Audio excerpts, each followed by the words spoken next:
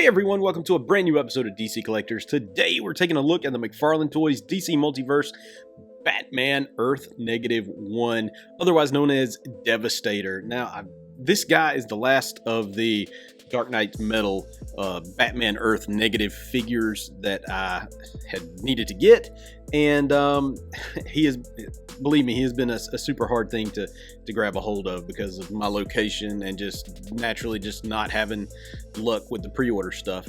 But I finally got him thanks to a nice guy on the McFarlane DC Multiverse Facebook group, and he sent him my way, so thank you. This guy weighs a ton. I mean, that's got to be 5 or 6 pounds worth of plastic in that box. I don't know. We probably need to get like a scale just so I can measure this guy, because he weighs an absolute ton. But you can see he looks very menacing in the package. Side of the box looks Dark Knight's Metal Batman Earth -1. Here we go here too. Just a nice look at. This is Dark Knight's Metal. It doesn't say, just comic 2017.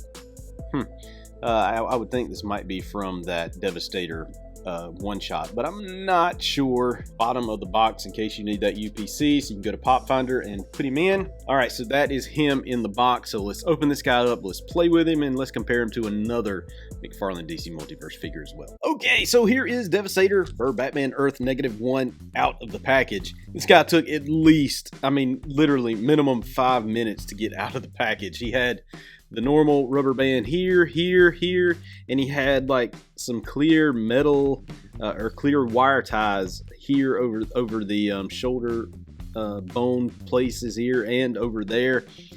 Man, was he tough to get out. Woo! And not only that, but he was actually taped in with the cardboard was actually taped to the plastic just to hold this guy in. He weighs so much and is so big. Ridiculous. But hey, I got him out of the box, so that's good. So let's talk about the accessories first. He comes with this cool trading card here, Batman Earth 1, Dark Knight's Metal. You can read a little bit about him here. He comes with this base, which he obviously doesn't need because his feet are so humongously big, but we're going to keep it anyway and probably put him on that base just because I like all my figures to have that black stand on them. All right, so let's start looking at the paint and the sculpt on this figure, and good God almighty.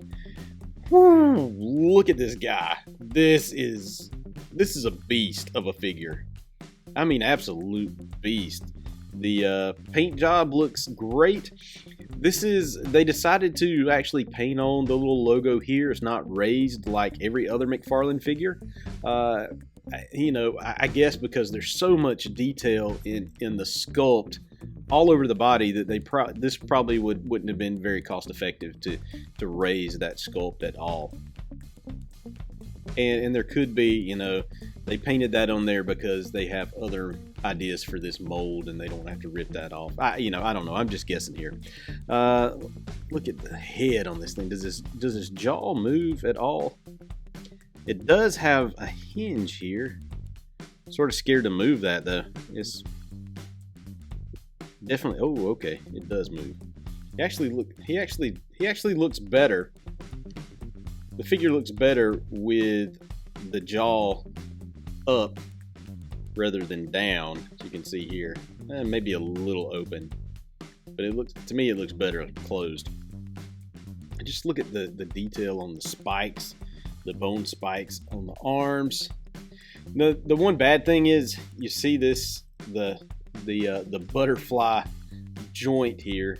It's sort of no texture to it. It's all sort of just clear. I mean, just flat plastic, which kind of looks odd. Just sitting right there by itself with no texture on it. That is sort of odd. Same, but at least they added a little bit on the back of the shoulders. Hard to get in the camera because he's so huge. I probably needed to redo the way I set up my camera on this one. You see lots of nice little details on the back. And again, this is just a flat gray, you know, a flat gray paint app applied to most of the body, and it would benefit so much from just a black wash over this thing to kind of bring out some of those little details. You just make them more obvious when you're looking at them. I think that would go a long way. Look at the feet, just the chunks of bone that are protruding there. Lots of detail here on the legs, you know, all over.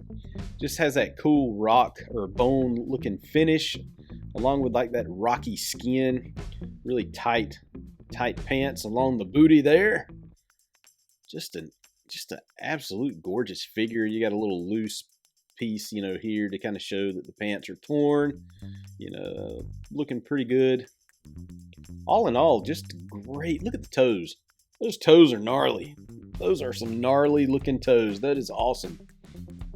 That is just absolutely gorgeous. Absolutely gorgeous piece. Fantastic. All right.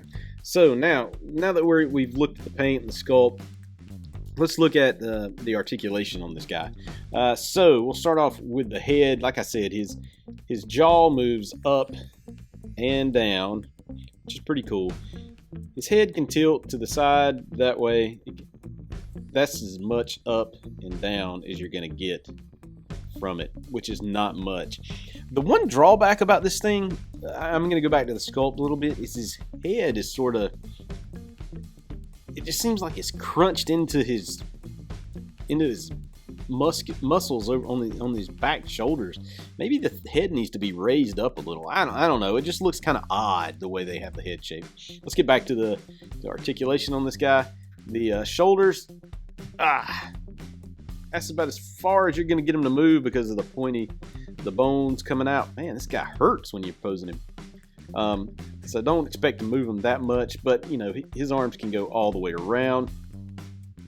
He does have swivel at the elbow here. While he doesn't have double jointed elbows, the elbows can rotate, and as you can see, they do bend as well. The fist or the hands, do they rotate at all? Yes, they can rotate all the way around, and they also can bend. But now I'm gonna tell you, you're gonna want to take like a hair dryer and heat these joints up, because I'm afraid this guy is so big, so massive, and so tight that I'm afraid there is the potential to damage the joints straight out of the package without a little workout first. Here's the bend. He doesn't bend all that much. He can turn all the way around. I'm not going to get too much of a split here just because of the way the shorts are. He does have, oh, I didn't mean to do that. Tried to bend the knee, not the foot. That's about as far as his knee's going to bend backwards. He does have some pretty decent, you know, wow, he's got, obviously you can see he has toe bends, but he does have pretty decent bends at the foot. They do sort of move side to side and kind of, you know, on that little swivel there as well. Oh, look, he has calf turn too, so his calves can turn. Man, this guy is just a big old chunk of plastic. All right, so let's stick him over here to the side. Let's compare him to the Murder Machine figure. Well, he is taller than the Murder Machine. I was worried just because I've seen pictures and he looked about the same size as the Murder Machine. So I can't really fault him on the scale of this right now. It's actually pretty decent, so I'm not going to complain too much on that. Let's see, put him in front. Yeah, he's a good, I don't know, almost a half-inch taller than Murder Machine. Would I like him to be taller? Yes. I think that a Doomsday Batman type thing needs to be, I would say, you know, scale-wise, a good 2 inches taller than the Murder Machine. I don't know. That's just my thoughts. All right, so if you have this figure, let me know what you think. Let me know what you think about this figure. I would love to know your thoughts on this, how it stacks up with the rest of your McFarlane DC Multiverse figures, and where you rank it in your rankings of those figures. All right, if you will, hit the subscribe button and the like button so you know when all my videos come out. Also, check me out on social media at DC Collectors on Facebook, Twitter, and Instagram. Peace.